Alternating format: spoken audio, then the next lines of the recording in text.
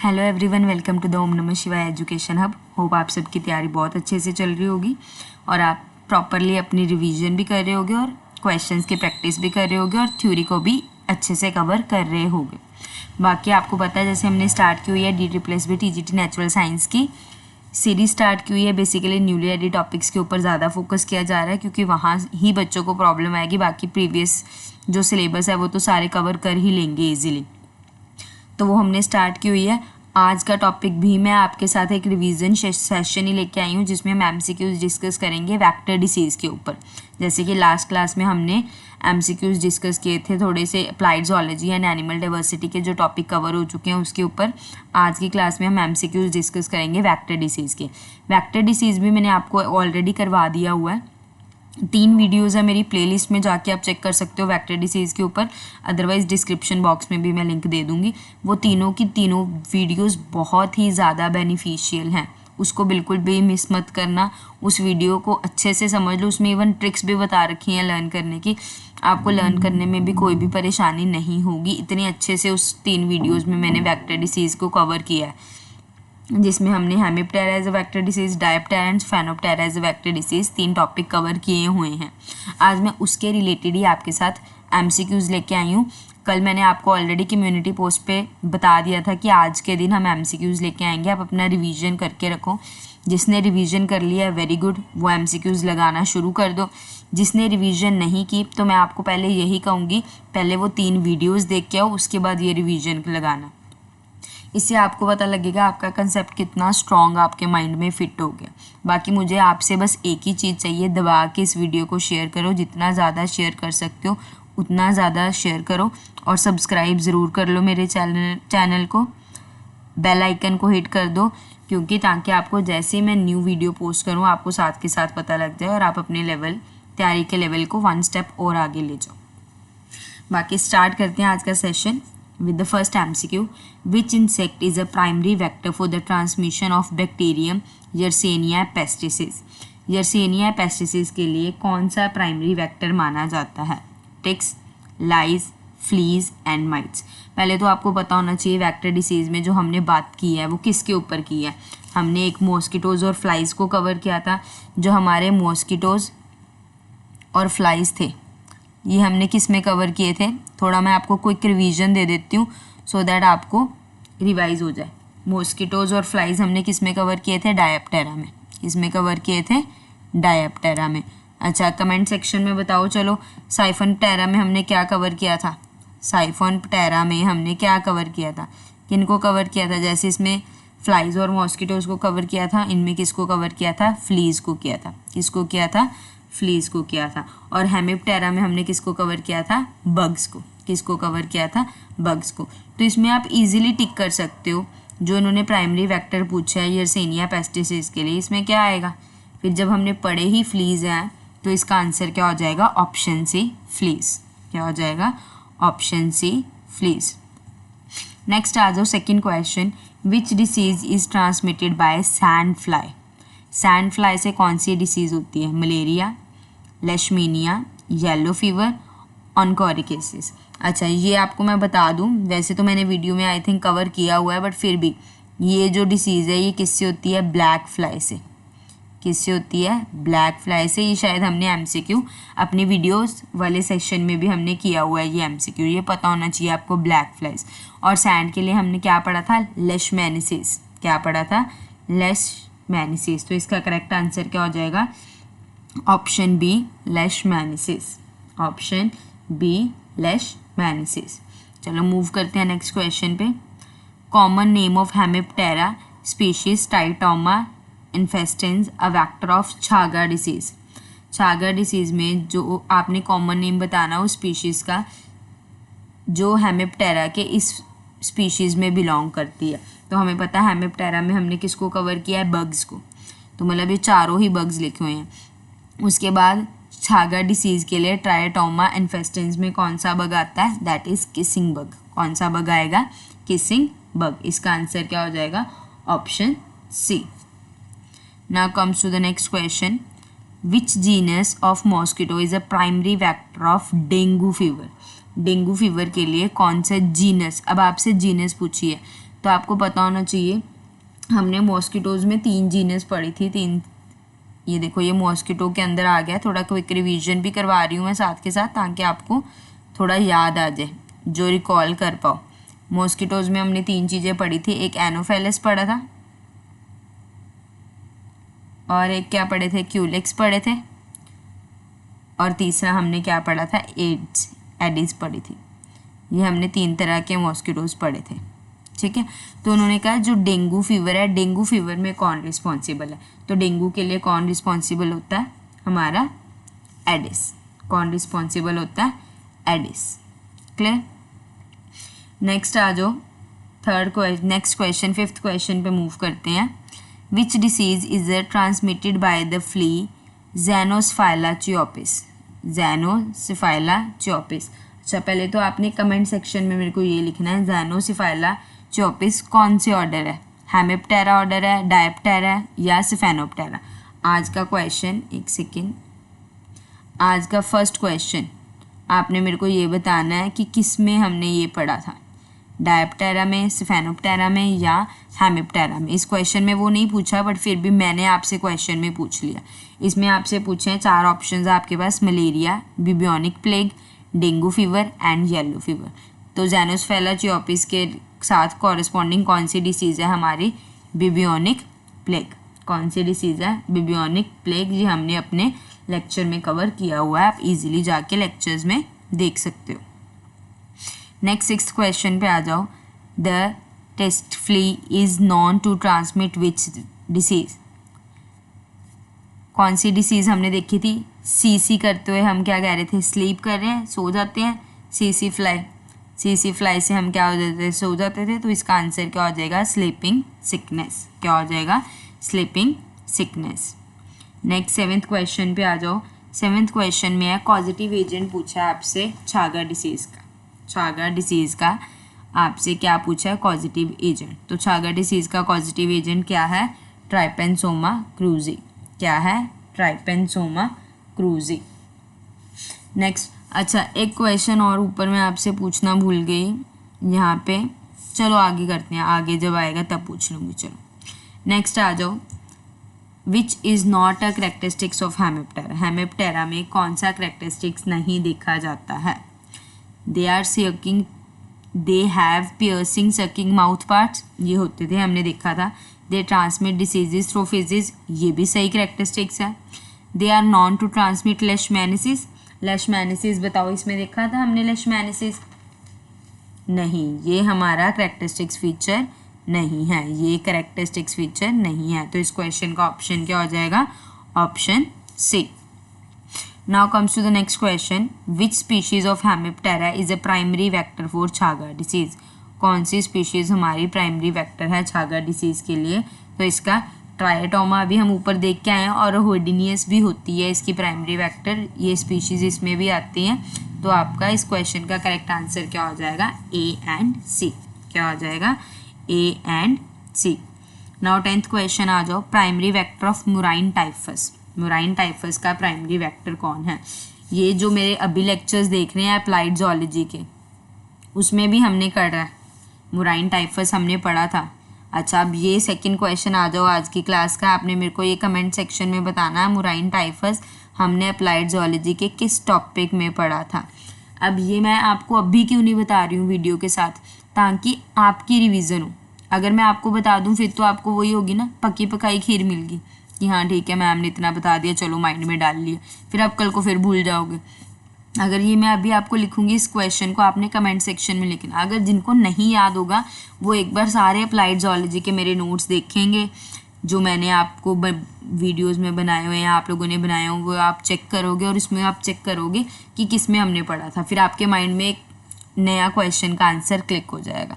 तो आपको ना बताने का बस यही रीज़न है। बाकी अगर आप कमेंट सेक्शन में बोलोगे कि मैम और डीपली एक्सप्लेन कर दिया करो, आप कमेंट सेक्शन में बताने की जगह आप सीधा कह दिया करो कि यहीं पे बता दिया करो, मैं वैसे भी कर लूँगी, मुझे कोई इशू नहीं है, ठीक है। तो इसका करेक्ट आंसर क्या हो जाएगा, ऑप्शन डी, फ्लीस। और यहाँ हम ये कह सकते हैं xenopsylla cheopis. Now comes to the 11th question. Which is a characteristic feature of fleas. Fleas के कैरेक्टरिस्टिक्स फीचर क्या है? एक तो फ्लीज में कंप्लीट मेटामॉर्फोसिस होती है, दूसरा लैक ऑफ विंग्स। तो इसका करेक्ट आंसर क्या हो जाएगा? Option D, that is both A and C. Now comes to the 12th question, which vector is the transmission of Zika virus? Zika virus का transmission में कौन से वैक्टर्स, ये कौन से वैक्टर्स हैं जिका वायरस के लिए? तो हमने जिका वायरस में क्या पढ़े थे? Aedes mosquito. एडिस मॉस्किटो से क्या होता है? जिका virus. Now comes to the next question, 13th. What is the primary mechanism of the transmission of Chaga disease by Hemiptera?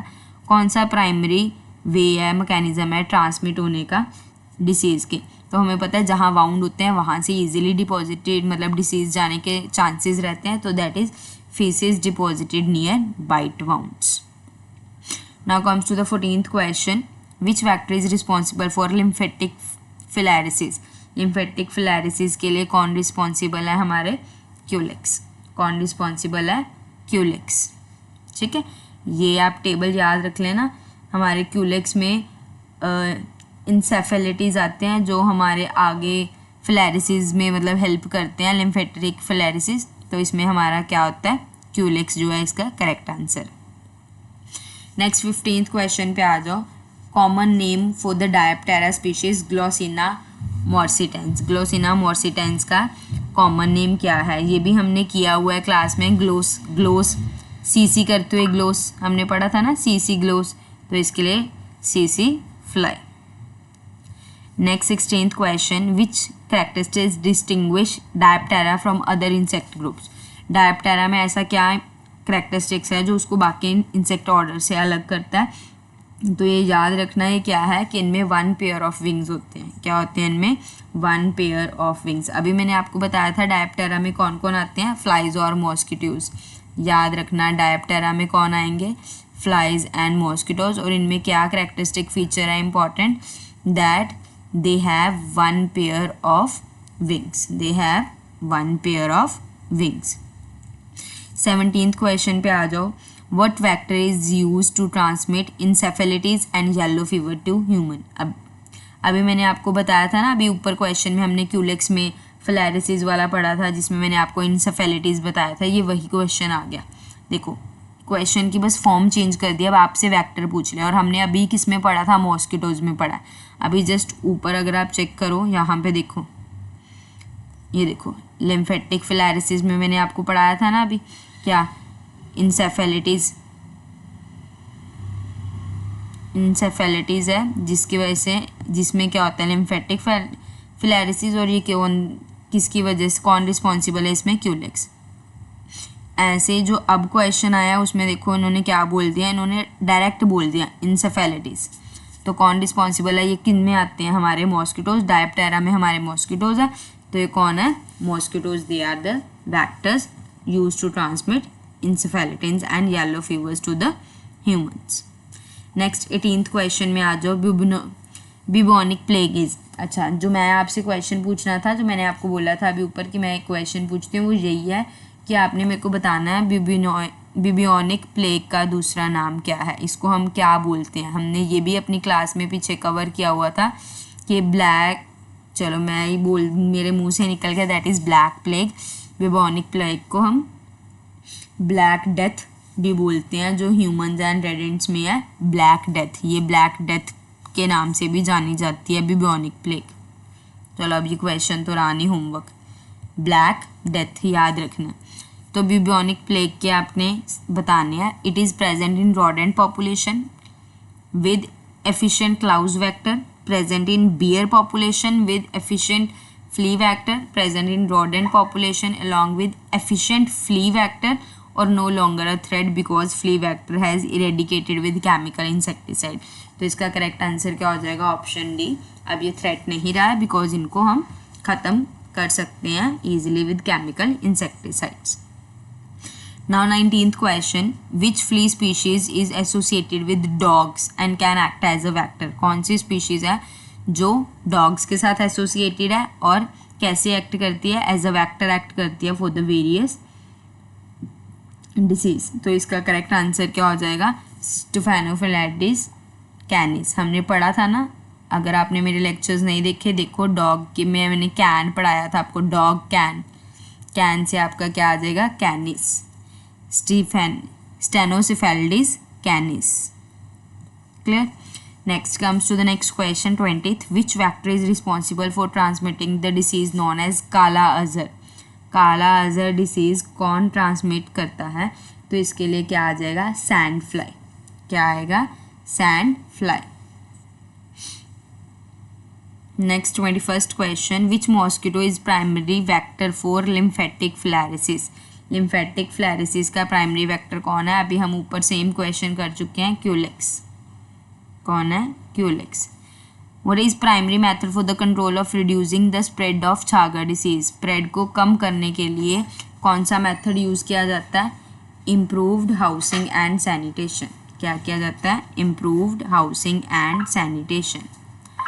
Which mosquito is responsible for the transmission of chikungunya virus. कौन सा mosquito responsible है chikungunya virus के लिए, तो answer क्या आ जाएगा, ads mosquito. कौन सा मॉस्किटो है, एड्स मॉस्किटो। 24th क्वेश्चन में, which rodent is associated with the transmission of flea that carry plague. जो प्लेग कैरी करता है, मतलब कोज कराता है प्लेग, ऐसा आपने रोडेंट बताना है जो एसोसिएट करता है with the transmission of fleas, तो वो कौन है, रैट। याद रखना क्या है, रैट। आज की क्लास का last question, which disease is transmitted bye fleas. Fleas से कौन सी डिसीज ट्रांसमिट होती है, तो प्लेग भी हो सकता है, मुराइन टाइफस भी हो सकता है, फ्लूबोन स्पॉटेड फीवर भी हो सकता है, तो इसका आंसर क्या हो जाएगा, all of the above. Hope आपकी इस टॉपिक पे रिवीजन अच्छी होगी। अगर आप चाहते हो कि मैम और क्वेश्चंस ले आओ तो मैं और भी ला दूंगी, आप मेरे को जस्ट कमेंट सेक्शन में अपना बता देना आपको क्या चीज़ों की रिक्वायरमेंट है, मैं उस हिसाब से आपके लिए वीडियोस ले आऊँगी। जितना आप मेरे को मैसेज करके अपने बताओगे आपको क्या रिक्वायरमेंट है, मैं उसी हिसाब से वैसे वर्क कर पाऊँगी। अदरवाइज़ मेरे को यहाँ बैठे बैठे नहीं पता लगेगा। आपको MCQs क्वेश्चन चाहिए, आपको थ्योरी पार्ट ज़्यादा चाहिए, आपको क्या चाहिए, पार्ट ए भी चाहिए बीच में, पार्ट बी का अगर हम पार्ट बी सब्जेक्ट मैटर उठा रहे हैं तो उसमें कौन सा आपको टॉपिक चाहिए, वो आप कमेंट में लिखोगे, तभी मेरे को आपकी रिक्वायरमेंट्स पता लगेंगे और इसी हिसाब से मैं अपने आप को प्रिपेयर करूँगी फॉर द नेक्स्ट वीडियो। ठीक है, होप आपको आज का लेक्चर अच्छे से क्लियर हो गया होगा। बाकी कोई भी एरर या डाउट या कोई क्वेरी है वो आप कमेंट सेक्शन में बता सकते हो, और जो मैंने आपको क्वेश्चंस बोले हैं ड्यूरिंग द क्लास प्लीज़ उनके आंसर किया करो। मेरा कोई फ़ायदा नहीं होगा इससे, आपका ही फ़ायदा होगा, आपकी नॉलेज ही बढ़ेगी। अगर आपको नहीं भी आता होगा आप इजीली दोबारा से रिकॉल कराओगे, आपका ही फ़ायदा है। और ज़्यादा से ज़्यादा शेयर करो, सब्सक्राइब कर दो। कल से फिर नेक्स्ट मैं थ्योरी पार्ट स्टार्ट कर दूंगी दोबारा से। हमने अभी यहाँ मैं एक और रिवीजन सेशन लेके आऊँगी जो मैं आपका सेरिकल्चर के ऊपर लेके आऊँगी, क्योंकि सेरिकल्चर में भी हमने 2 वीडियोस में कवर करा था, उसके भी रिवीजन साथ साइड बाय साइड MCQs हमने करे थे, कलेक्टिवली हमने MCQs नहीं करे थे। या तो मैं MCQ सेशन लेके आऊँगी, अदरवाइज़ मैं आगे जो हमारा सीरीज़ चल रही है अप्लाइड ज़ूलॉजी और एनिमल डाइवर्सिटी के आगे पार्ट्स उनके ऊपर वीडियोज़ लेके आऊँगी। बाकी अपनी रिवीजन को और अच्छे से खींच के रखो, side by side part A भी करते रहो, क्योंकि पार्ट ए की वेटेज भी उतनी ही है जितनी पार्ट बी की है, और इजीली कवर कर सकते हो part A side by side. ठीक है, अपना टाइम टेबल बनाओ।